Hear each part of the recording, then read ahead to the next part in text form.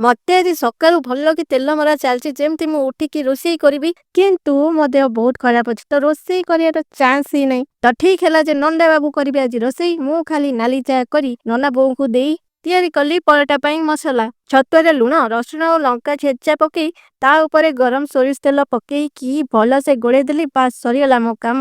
ମୋ ଆବାଜ ଟିକେ ଅବାଗିଆ ଶୁଣା ଯାଉଥିବ କାହିଁକି ନା ମତେ ପ୍ରବଳ ଥଣ୍ଡା ତ ଇଗ୍ନୋର ଇଟ୍। ତାପରେ ରୁଦ୍ର ତାଙ୍କର ଲାଗିଗଲେ କାମରେ। ମୁଁ ସିମ୍ପଲ ଚୁଡା କଟା ତିଆରି କଲି। ହଁ ସାଙ୍ଗମାନେ ଏଇଟା ହଉଛି ଚୁଡା କଟା, ଚୁଡା ଚକଟା ନୁହେଁ କାହିଁକି ନା ଏଥିରେ ନଡିଆ କଦଳୀ ସବୁ କଟା ହେଇକି ପକା ହେଇଛି। ମୋ ସ୍ୱାମୀଙ୍କ ସ୍ପେସିଆଲ ଫରମାଇଶ ଏମିତି ତିଆରି ନ କଲେ ମୁଁ ଖାଇବିନି। ସେ ଚୁଡା କଟାକୁ ଖାଇ ଖାଇକା ବେଲିବାର ଲାଗିଗଲେ। ଆଜି ତିଆରି ହଉଛି ଛତୁଆ ପରଟା। ଯଦି ତମକୁ ଥଣ୍ଡା କି ଜ୍ୱର ହେଇଛି ତ ଆକୁ ତିଆରି କରିକି ନିଶ୍ଚିନ୍ତ ଖାଇବ କି ଆତ୍ମା ଶାନ୍ତି ହେଇଯିବ ପୁରା। ଆଉ ସେଥିରେ ପୁଣି ଯଦି ସ୍ୱାମୀ ତିଆରି କରିକି ଖାଇବାକୁ ଦେବେ ଆଖି ବୁଝିକି ଭଲ ହେଇଛି କହିବ, ନହେଲେ କାଲିକୁ ଏମିତିକା ଅପସନ ଆଉ ମିଳିବନି। ମତେ ତ ରୋଷେଇ ଆସୁନି, ମୁଁ ତ ରୋଷେଇ ଠିକ ସେ କରିପାରୁନି, କାହିଁ କରିବି। ତେଣୁକରି ବେଳେ ବେଳେ ସେ ଖରାପ କଲେ ବି ମୁଁ ଭଲ କହିଦିଏ କିନ୍ତୁ ସେ ବେଳେ ବେଳେ କୁ ଛାଡିଦେଲେ ସବୁବେଳେ ଭଲ କରନ୍ତି। ଏ ପରଟା ପୁଣି ସୋରିଷ ତେଲରେ ତିଆରି ହୁଏ।